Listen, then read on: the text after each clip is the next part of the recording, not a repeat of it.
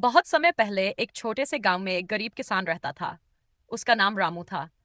रामू मेहनती और ईमानदार था, लेकिन उसकी गरीबी उसकी किस्मत को हमेशा झुका देती थी।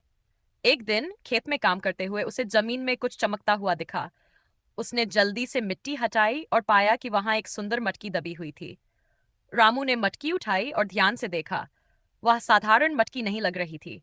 जब उसने मटकी का ढक्कन खोला तो एक तेज रोशनी निकली और उसमें से एक जादुई आवाज आई। रामू, मैं एक जादुई मटकी हूँ। तुम्हारी मेहनत और ईमानदारी के लिए मैं तुम्हारी मदद करूंगी। तुम जो कुछ भी मुझसे मांगोगे वह मैं तुम्हें दूंगी। रामू को अपनी किस्मत पर विश्वास नहीं हुआ। उसने झिझकते हुए कहा, अगर तुम सच में जादुई हो तो मुझे एक बोरी चावल दे दो। मटकी के अंदर झांका तो देखा कि उसमें चावल से भरी एक बोरी रखी थी। रामू खुशी से झूम उठा। उसने मटकी को घर ले जाकर सुरक्षित रख दिया। अब जब भी उसे किसी चीज की जरूरत होती, वह मटकी से मांग लेता और मटकी उसकी जरूरत पूरी कर देती। उसकी जिंदगी धीरे धीरे बेहतर होने लगी। लेकिन रामू ने मटकी के बारे में किसी को नहीं बताया। गांव के लोग उसकी अचानक बदलती जिंदगी देखकर हैरान थे। एक दिन रामू का पड़ोसी, जो ईर्ष्यालु था, चोरी छिपे रामू के घर में घुसा और मटकी चुरा ली।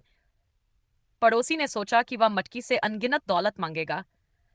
लेकिन जब उसने मटकी से कहा, मुझे बहुत सारा सोना दे दो, तो मटकी ने सोने के सिक्के उगल दिए। लालच में पड़ोसी ने बार बार मांगा, लेकिन अंत में मटकी से ज्यादा चीजें मांगने पर मटकी गुस्सा हो गई।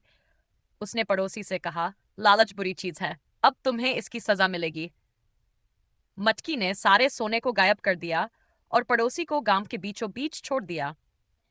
जब लोगों ने पड़ोसी को देखा तो उसे उसकी चोरी के लिए शर्मिंदा होना पड़ा। रामू ने मटकी को वापस पाया और उसकी सिखाई बात को हमेशा याद रखा, जो तुम्हारे पास है उसी में संतोष करो।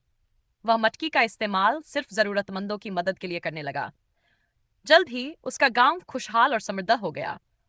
और इस तरह रामू और उसकी जादुई मटकी की कहानी पूरे गांव में प्रसिद्ध हो गई।